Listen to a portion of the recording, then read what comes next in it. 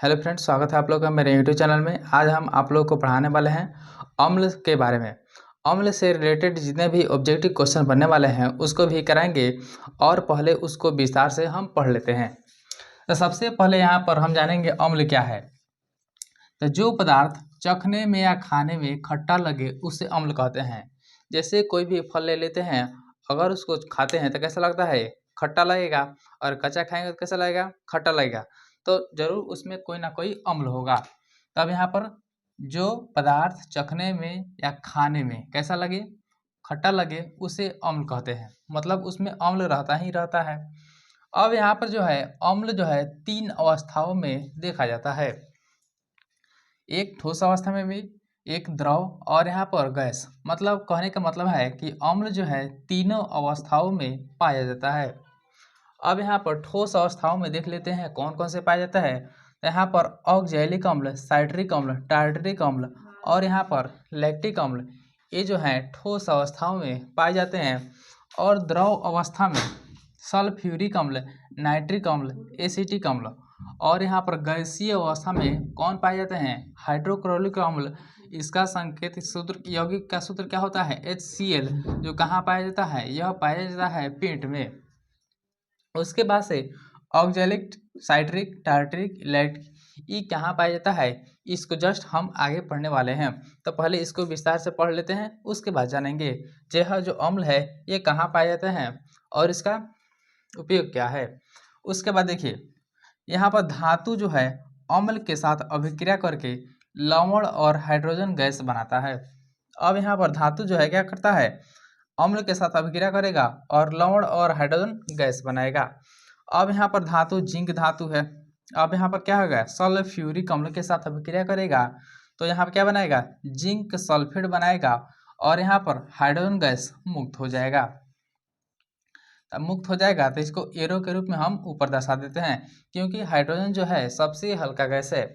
यहाँ पर सबसे हल्का गैस क्या है? हीलियम है। उसके बाद क्या है? हाइड्रोजन है। तब यहाँ पर 1 नंबर में हीलियम हो जाएगा और 2 नंबर में क्या हो जाएगा? हाइड्रोजन हो जाएगा। तब हाइड्रोजन हल्का गैस है, इसलिए इसको एरो के रूप में हम ऊपर दिखाते हैं। उसके बाद से जिंक धातु जो है क्या करेगा? नाइट्रिक अम्ल। यहाँ पर जिंक धातु जो है नाइट्रिक अम्ल के साथ अभिक्रिया करेगा और क्या बनाएगा? जिंक नाइट्रेट बनाएगा और हाइड्रोजन गैस मुक्त हो जाएगा। तो हम यहाँ पर देखते हैं कि धातु जो है अम्ल के साथ अभिक्रिया किया और लवण और हाइड्रोजन गैस बना दिया। तो क्या सभी धातु जो है अम्ल के साथ अभिक्रिया कर लेगा? तो यही यहाँ पर देख लेते हैं। सभी धातु जो है अम्ल के साथ अभिक्रिया नहीं करता है, तो कौन कौन से अपवाद है उसको देख लेते हैं। तो यहाँ पर अपवाद में क्या है? अपवाद में हो जाएगा सोना औरम। ये क्या हो जाएगा? सोना का संकेत है। सोना जो है यह किसी भी अम्ल के साथ अभिक्रिया करके लवण और हाइड्रोजन गैस नहीं देता है, तो सोना हो जाएगा। उसके बाद हो जाएगा चांदी और जेंटम। तो यहाँ पर चांदी भी अभिक्रिया नहीं करता है। उसके बाद से हो जाएगा प्लैटिनम हो जाएगा। यह भी किसी से अभिक्रिया नहीं करता है, प्लैटिनम हो जाएगा। उसके बाद से हो जाएगा कॉपर, मतलब तांबा हो जाएगा। यह भी किसी से अभिक्रिया नहीं करता है। तो ये सभी जो धातुएं हैं यहाँ पर अम्ल के साथ अभिक्रिया करके लवण और हाइड्रोजन गैस नहीं देते हैं, तो ये हो जाएगा अपवाद में।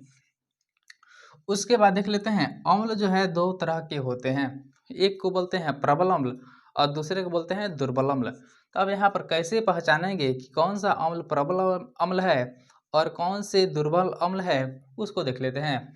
तो अब यहाँ पर देखिए, एक होते हैं प्रबल अम्ल और एक होते हैं दुर्बल अम्ल। प्रबल अम्ल को एक और नाम क्या है? खनिज अम्ल। अगर आपसे बोले इनमें से कौन खनिज अम्ल है, तो मतलब समझ जाइएगा आपसे प्रबल अम्ल की बात की है। तब यहाँ पर इसमें खनिज अम्ल बोले या प्रबल अम्ल बोले तो दोनों क्या है? एक ही है। तब यहाँ पर HCl ये क्या है? प्रबल अम्ल है। उसके बाद से सल्फ्यूरिक अम्ल H2SO4 उसके क्या है? प्रबल अम्ल है। और नाइट्रिक अम्ल ये क्या है? प्रबल अम्ल है। और दुर्बल अम्ल जो है इसका एक और नाम क्या है? कार्बनिक अम्ल। दुर्बल अम्ल का एक और नाम क्या है? कार्बनिक अम्ल।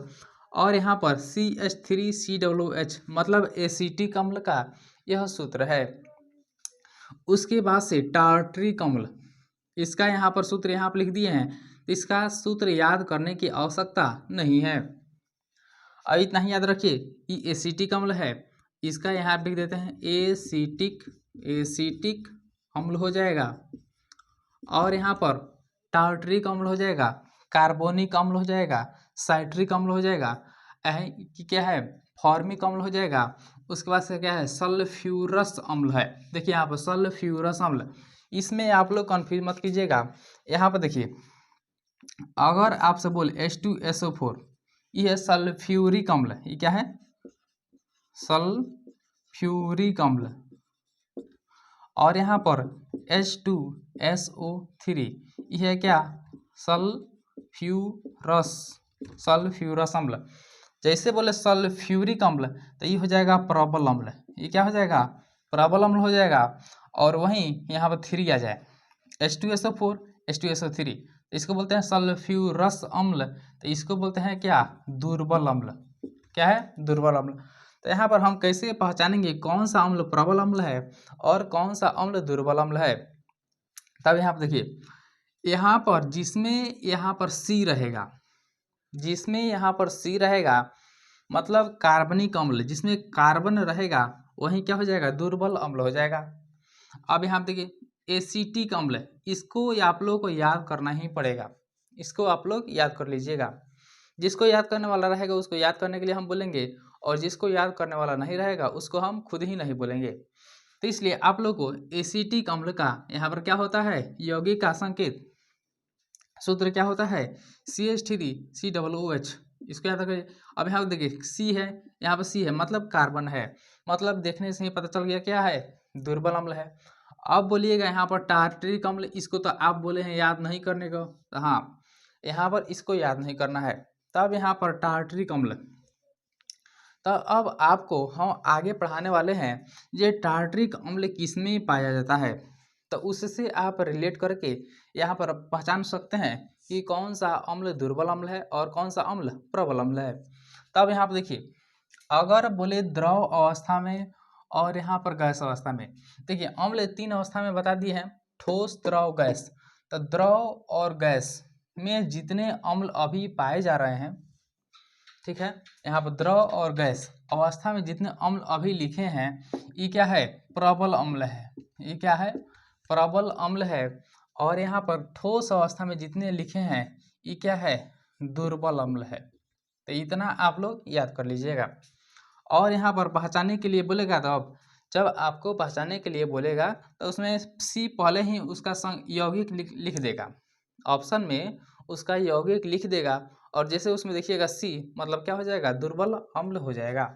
तो यहाँ पर टार्ट्रिक अम्ल किसमें पाया जाता है, वो कौन सा फल है, उसको हम इसको मिटा कर आप लोग को बताने वाले हैं। अगर इसमें आप लोग को जो भी लगे उसको नोट कर लीजिए। अब यहाँ पर इसको मिटाते हैं और यहाँ पर कौन से फल में कौन सा अम्ल पाया जाता है उसको देख लेते हैं। देखिए सबसे पहले इसको हम जान लेते हैं, अब यहाँ पर उसके बाद आगे बढ़ेंगे। यह है pH स्केल, ये क्या है, pH स्केल। इसको हम आगे विस्तार से पढ़ेंगे, पहले इसको थोड़ा सा जान लेते हैं। ये है pH स्केल जिसका परास होता है मतलब रेंज, परास मतलब रेंज, रेंज मतलब परास इसका होता है 0 से लेकर कहाँ तक, 14 तक। और इसका खोज किए थे कौन, इसको विस्तार से आगे पढ़ेंगे, पहले यहाँ पर इसका बारे में थोड़ा कुछ बता दे रहे हैं। तो इसका खोज किसने किए, तो SPL सोरेनसन नामक वैज्ञानिक ने, सोरेनसन नामक वैज्ञानिक ने। और यहाँ पर कब किए थे, तो 1909 ईस्वी में। अब यहाँ पर देखिए, यहाँ पर है 0, यहाँ पर 1, यहाँ पर 2, 3, 4, 5, 6, 7, 8, 9, 10, 11, 12, 13 और कितना, 14। ये pH परास स्केल है, क्या है, pH स्केल है जिसका परास कितना होता है 0 से लेकर 14 तक। यहाँ पर 0 से लेकर कहाँ तक हो गया, 14 तक।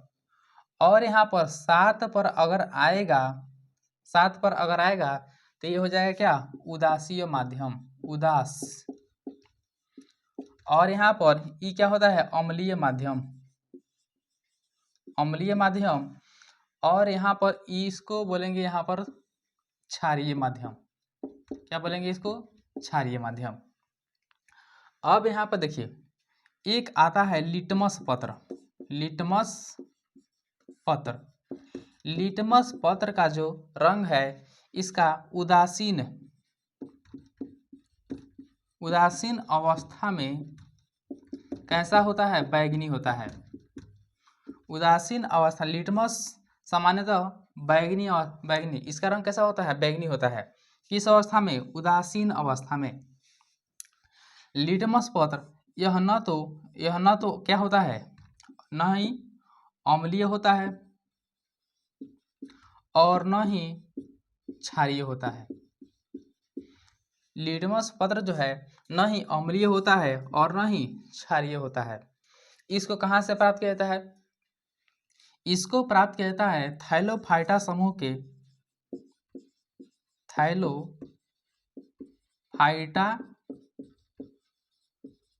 के लीचेन नामक पौधा से। कहाँ से प्राप्त किया जाता है, थैलोफाइटा समूह के लीचेन नामक पौधा से प्राप्त किया जाता है। जो आप लोगों को डिस्प्ले पर लगा दिए हैं उसको देख लीजिए, वही क्या है, लीचेन नामक पौधा है। अब बोलिएगा लिटमस पत्र जो है इसका उपयोग कहाँ करते हैं, तो इसका उपयोग पता करने, जैसे में यहाँ पर कोई द्रव अम्लीय है कि क्षारीय है कि उदासीन है, इसी को पता करने के लिए हम यहाँ पर लिटमस पत्र का उपयोग करते हैं। अब यहाँ पर एक ट्रिक याद रखिएगा, एक ट्रिक है यहाँ पर अनिल को झलानी से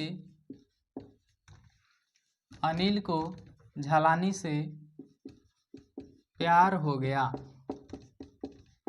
अनिल को झलानी से प्यार हो गया। अब यहाँ पर अम्लीय माध्यम में नीले लिटमस पत्र को लाल कर देगा, अम्लीय माध्यम में नीले लिटमस पत्र को क्या करेगा, लाल कर देगा।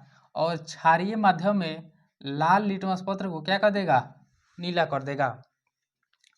बस ये इतना याद रखिएगा, इसको हम विस्तार से आगे बताने वाले हैं, पहले यहाँ पर केवल ट्रिक बता दिए हैं। अब यहाँ पर जो लिटमस पत्र है, लिटमस पत्र को हम अगर अम्लीय माध्यम में डालें तब उसका रंग कैसा होगा, क्षारीय माध्यम। ये क्या है, क्षारीय माध्यम। 8 से लेकर 14 तक, मतलब 7 से अधिक और 14 तक, ये क्या है, क्षारीय माध्यम। और 7 से कम और 0 से ज़्यादा, ये क्या है, अम्लीय माध्यम। तो ये लिटमस पत्र को हम लेकर अगर यहाँ पर अम्लीय माध्यम में डालते हैं तो इसका रंग कैसा होगा। अगर इसी लिटमस पत्र को क्षारीय माध्यम में डालते हैं तो इसका रंग कैसा होगा। तो इसका ट्रिक यहाँ पर है लवणी, लाल, बैगनी और क्या, नीला, लाल, बैगनी और नीला। देखिए बीच बीचवा में ब है, बीच बीचवा में क्या है, ब है, मतलब मध्य में, मिडिल में क्या है, ब है, मतलब बैगनी होगा। लिटमस पत्र को अगर 7 पर रखें तो इसका रंग कैसा होगा, बैगनी होगा। यहाँ लिख देते हैं बैगनी। अगर यही लिटमस पत्र को राइट साइड क्या है, नी है, मतलब इसमें देखिए पीएच स्केल में राइट साइड क्या है, क्षारीय है, मतलब लिटमस पत्र को क्षारीय माध्यम में रखें तो यहाँ पे क्या है, नीला हो जाएगा। और वहीं लिटमस पत्र को यहाँ पर देखिए सबसे लेफ्ट साइड है तो 7 से कम अम्लीय माध्यम, अम्लीय माध्यम में रखें तो कैसा हो जाएगा, लाल हो जाएगा। तो यहाँ पर क्या हो जाएगा, लाल हो जाएगा। मतलब लिटमस पत्र को हम अम्लीय माध्यम में रखेंगे तो लाल हो जाएगा। यही लिटमस पत्र को यहाँ पर सामान्यतः यहाँ पर इसका रंग कैसा होता है, बैगनी होता है, मतलब ये क्या होता है, उदासीन होता है। लेकिन यही लिटमस पत्र को किस में रखेंगे, क्षारीय माध्यम में रखेंगे तो क्या हो जाएगा, नीला हो जाएगा। तो इस ट्रिक को आप लोग लिख लीजिएगा, लवणी, ल से लाल, ब से बैंगनी और नी से क्या हो जाएगा, नीला। तो यहाँ पर अम्ल जो है नीले लिटमस पत्र को लाल कर देगा और क्षार जो है, मतलब इसको यहाँ से इस बना लीजिएगा, तो क्षार जो है लाल लिटमस पत्र को क्या कर देगा, नीला कर देगा। तो ये दोनों ट्रिक आप लोग लिख लीजिएगा। अब यहाँ पर अम्ल और उसके मुख्य स्रोत को देख लेते हैं। इसको मिटाते हैं।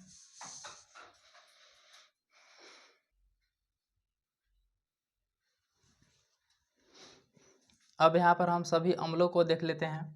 अब यहाँ देखिए, सिरका में कौन सा अम्ल पाया जाता है, तो सिरका में पाया जाता है एसिटिक अम्ल। सिरका में क्या पाया जाता है, एसिटिक अम्ल। उसके बाद से संतरा में क्या पाया जाता है, तो साइट्रिक अम्ल। अगर आपसे संतरा बोले चाहे कोई भी खट्टा पदार्थ बोले, जैसे यहाँ पर देखिए यहाँ पर संतरा है, उसके बाद से क्या है, नींबू है। तो यहाँ पर संतरा में भी पाया जाता है क्या, साइट्रिक अम्ल, और यहाँ पर नींबू में भी क्या पाया जाता है, साइट्रिक अम्ल पाया जाता है। उसके बाद देखिए, इमली में कौन सा अम्ल, तो इमली में हो जाएगा टार्टरिक अम्ल। उसके बाद से टमाटर में हो जाएगा ऑक्जैलिक अम्ल। उसके बाद से खट्टा दूध या दही में क्या पाया जाता है, तो लैक्टिक अम्ल। उसके बाद से नींबू में साइट्रिक अम्ल।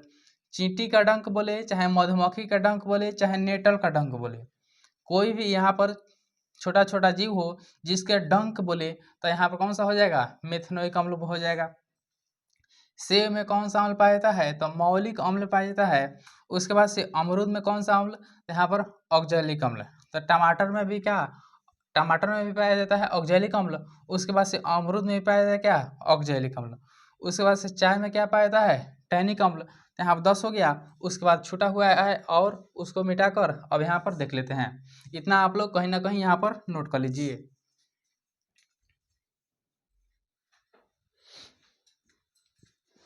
अब यहाँ पर देखिए 11 नंबर, वसा में कौन सा अम्ल पाया जाता है, तो वसा में पाया जाता है एस्टियरिक अम्ल।